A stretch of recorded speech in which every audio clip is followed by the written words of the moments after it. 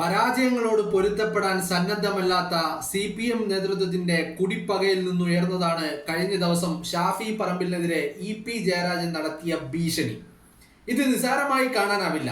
സ്വന്തം ഭരണത്തിന് കീഴിലെ പോലീസ് മർദ്ദനത്തിൽ മാരകമായി പരിക്കേറ്റ ഒരു ലോകസഭാ അംഗത്തിനെതിരെയാണ് ഇപ്പോൾ മൂക്കിന്റെ പാലമേ പോയുള്ളൂ, ഇനി സൂക്ഷിച്ചു പോയാൽ മതി എന്ന് ഒരു കേന്ദ്ര കമ്മിറ്റി അംഗം കൊലവിളി നടത്തുന്നത്.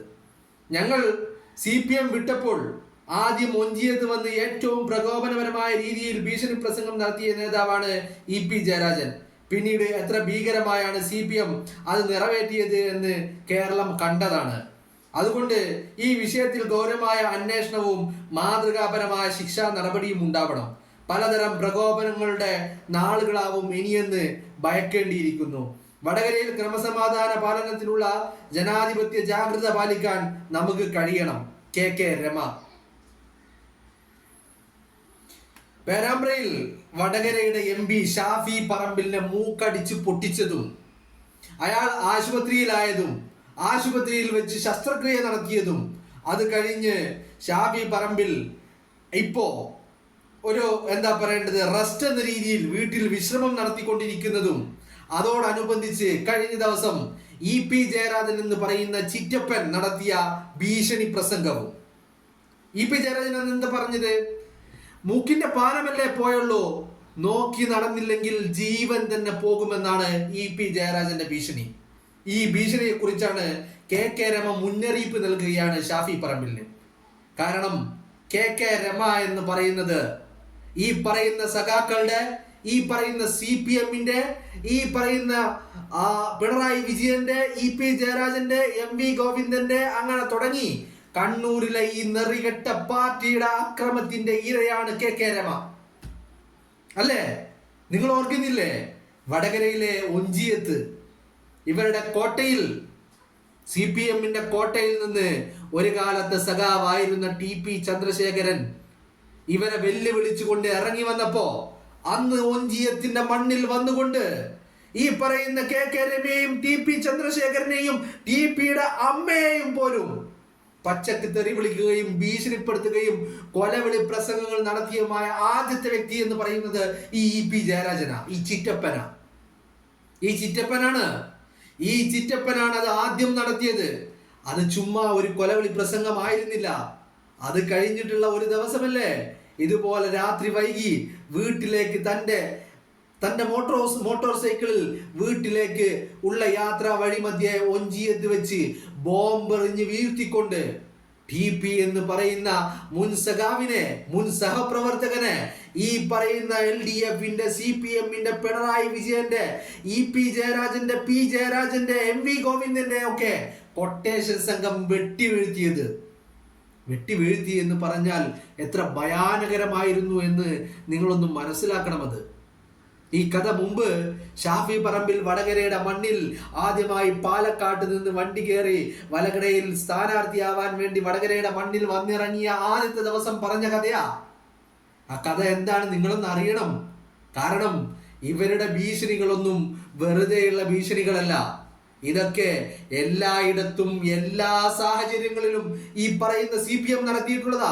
അത് വടകരയുടെ മണ്ണിൽ, ഒഞ്ചിയത്തിന്റെ മണ്ണിൽ ഈ പറയുന്ന TP ചന്ദ്രശേഖരനെ വെട്ടിവീഴ്ത്തിയ അന്ന് മാത്രമല്ല നടത്തിയിരിക്കുന്നത്. ഇതിനു മുൻപും കണ്ണൂരിന്റെ മണ്ണില് നടന്ന അക്രമ സംഭവങ്ങൾ, കൊലപാതകങ്ങൾ, രാഷ്ട്രീയ കൊലപാതകങ്ങൾ, അരിയിൽ ഷുക്കൂറാവട്ടെ, ഷുഹൈബാവട്ടെ, ശരത് ലാലും കൃപേഷുമാവട്ടെ, തലശ്ശേരിയിലെ ഫസലാവട്ടെ, അങ്ങനെ എണ്ണിയാലൊടുങ്ങാത്ത അത്രയും കൊലപാതകങ്ങൾ കണ്ണൂരിന്റെ മണ്ണിൽ നടന്നപ്പോഴൊക്കെ അതിൻ്റെ ഒരു ആമുഖം എന്നോണം, അല്ലെങ്കിൽ ഒരു മുന്നറിയിപ്പ് എന്നോണം ആ നാട്ടിൽ സ്റ്റേജ് കെട്ടി, മൈക്ക് കെട്ടി ഇതുപോലെയുള്ള ഏതെങ്കിലും ഒരു തലമുതിർന്ന നേതാവ് വന്നുകൊണ്ട് ആ നാട്ടിൽ കൊലവിളി പ്രസംഗം നടത്തും. അത് തന്നെയാണ് ഒഞ്ചിയത്തിന്റെ മണ്ണിൽ TPയെ കൊല്ലുന്നതിന്റെ ദിവസങ്ങൾക്ക് മുമ്പ് നടന്നത്. ഇപ്പോ ഇതേ കാര്യമാണ് ഷാഫി പറമ്പിലിന്റെ കാര്യത്തിലും നടക്കുന്നത്. ഷാഫിയെ ആക്രമിച്ചിട്ടും ഷാഫിയുടെ മൂക്കടിച്ച് പൊട്ടിച്ചിട്ടും മതിയാവാത്ത ഇവന്മാര് ഇപ്പൊ ഷാഫി പറമ്പിലിനെതിരെ ഭീഷണി മുഴക്കുന്നു. മുന്നിൽ നിൽക്കുന്നത് ആരാ? EP ജയരാജനാ. ഈ EP ജയരാജനാണ് KK രമ വടകരയുടെ സിറ്റിംഗ് MLA ആയിട്ടുള്ള കെ രമയുടെ ഭർത്താവായ TP ചന്ദ്രശേഖരൻ, മുൻ സഖാവായിരുന്ന TP ചന്ദ്രശേഖരൻ, ഒഞ്ചിയത്തിന്റെ മണ്ണിൽ CPM-ന്റെ അടിവേരറുത്ത TP ചന്ദ്രശേഖരൻ, ഒഞ്ചിയത്തിന്റെ മണ്ണിൽ നിന്ന് CPM-നെ വലിച്ചെറിഞ്ഞ TP ചന്ദ്രശേഖരൻ, ആ TP ചന്ദ്രശേഖരനെ വെട്ടി വീഴ്ത്തുന്നതിന് മുമ്പും ഇതുപോലെ ഒഞ്ചിയത്തിന്റെ മണ്ണിൽ സ്റ്റേജ് കെട്ടിക്കൊണ്ട് EP ജയരാജൻ കൊലവിളി പ്രസംഗം നടത്തിയിട്ടുണ്ട്. അതേ സമാനമായ രീതിയിലാണ് ഇപ്പൊ ഷാഫി പറമ്പിലിനെതിരെ EP ജയരാജൻ കൊലവിളി പ്രസംഗം നടത്തിയിരിക്കുന്നത്. അതാണ് കെ രമ ഓർത്തെടുക്കുന്നത്. അതാണ് കെ രമ മുന്നറിയിപ്പ് നൽകുന്നത്. വടകരയുടെ MLA, വടകരയുടെ MP-ക്ക് മുന്നറിയിപ്പ് നൽകുകയാണ്. സൂക്ഷിക്കണം, സൂക്ഷിക്കണം. ഇത് വെറും കൊലവിളി പ്രസംഗം മാത്രമായി കണക്കാക്കാൻ പറ്റില്ല. ഇവർ ഇതൊക്കെ കാലാകാലങ്ങളായി തുടർന്നു പോന്നുകൊണ്ടിരിക്കുന്ന ശീലങ്ങളാണ്. ഇത്തരത്തിൽ രാഷ്ട്രീയ കൊലപാതകങ്ങൾ നടത്തുന്നതിന് മുൻപ് ഈ പറയുന്ന സഖാക്കൾ നടത്തുന്ന കൊലവിളി പ്രസംഗമാണ്, മുന്നറിയിപ്പാണിത്. അത് തന്നെയാണ് കഴിഞ്ഞ ദിവസം പേരാമ്പ്രയിൽ EP ജയരാജൻ നടത്തിയിരിക്കുന്നത്. ഇത് ഷാഫിയെ പദ്ധതിയിട്ടു അയാളെ ലക്ഷ്യമിട്ടുകൊണ്ടുള്ള ഗൂഢ പദ്ധതിയുടെ ഭാഗം തന്നെയാണെന്ന് ഉറപ്പിച്ചു പറയുകയാണ് കെ രമ. അത് പറയുമ്പോൾ നമുക്കത് നിഷേധിക്കാനാവില്ല. അതിനെ നിസാരമായി തള്ളിക്കളയാൻ കഴിയില്ല. കാരണം എന്താണെന്നറിയോ? ഈ ഒഞ്ചിയത്തിന്റെ മണ്ണില് ഈ പറയുന്ന കെ രമയുടെ വീടിന്റെ മുന്നിലേക്ക് ഒരു ദിവസം ഈ പറയുന്ന TP ചന്ദ്രശേഖരന്റെ ജീവനറ്റ മൃതശരീരം കൊണ്ടുവന്ന് വെച്ച ദിവസമുണ്ട്. അന്ന് TPയുടെ അമ്മയുണ്ട്, കാർത്യാനി അമ്മ. ആ അമ്മ കണ്ണുകളുടെ കാഴ്ച മങ്ങി തുടങ്ങിയ കാർത്യാനി അമ്മ പലതും തപ്പി നോക്കണം കാർത്യാനി അമ്മക്ക് മനസ്സിലാവണമെങ്കിൽ. അങ്ങനെ ഇങ്ങനെ തപ്പി നോക്കിയതാ TPയുടെ മുഖത്ത്. TPയുടെ ഭൗതിക ശരീരം വീട്ടുമുറ്റത്ത് കൊണ്ടുവന്ന് വെച്ചപ്പോ ഈ പറയുന്ന TPയുടെ മുഖത്ത്, TP ചന്ദ്രശേഖരന്റെ മുഖത്ത് അമ്മ കാർത്യാനി അമ്മ ഇങ്ങനെ തടവി നോക്കുകയാണ്. കാഴ്ച മങ്ങിയ കാർത്യാനി അമ്മ ഇങ്ങനെ തടവി നോക്കിയപ്പോ ഈ പറയുന്ന TP ചന്ദ്രശേഖരന്റെ മുഖം ആ അമ്മക്കത് തിരിച്ചറിയാൻ കഴിഞ്ഞില്ല എന്നുള്ളതാണ്. കാരണം അത്രയേറെ വെട്ടി മുറിച്ചിരിക്കുകയായിരുന്നു അയാളുടെ മുഖം. TPയുടെ മുഖം തുണ്ടമാക്കി വികൃതമാക്കി വെച്ചിരിക്കുകയായിരുന്നു ഈ കാപാലിക കൂട്ടങ്ങൾ. ഈ രാഷ്ട്രീയ കൊലപാതകങ്ങളൊക്കെ നടത്തിയതിന്റെ ജീവിക്കുന്ന രക്തസാക്ഷിയാണ് കെ രമ. ആ കെ രമ ഇത്തരത്തിലൊരു മുന്നറിയിപ്പ് നൽകുമ്പോ ഇതിനെ നമ്മൾക്ക് തള്ളിക്കളയാൻ കഴിയോ? അങ്ങനെ തള്ളിക്കളഞ്ഞു കഴിഞ്ഞാൽ നാളെ ഷാഫി പറമ്പിലിന്റെ ജീവിതം ഒരു അപകടത്തിലേക്ക് ചെന്നെത്തിപ്പെട്ടു കഴിഞ്ഞാൽ, അങ്ങനെ ഒരു അപകടത്തിൽ പെട്ടുകഴിഞ്ഞാൽ ആരുത്തരം പറയും? ആര് ഉത്തരവാദിയാകും?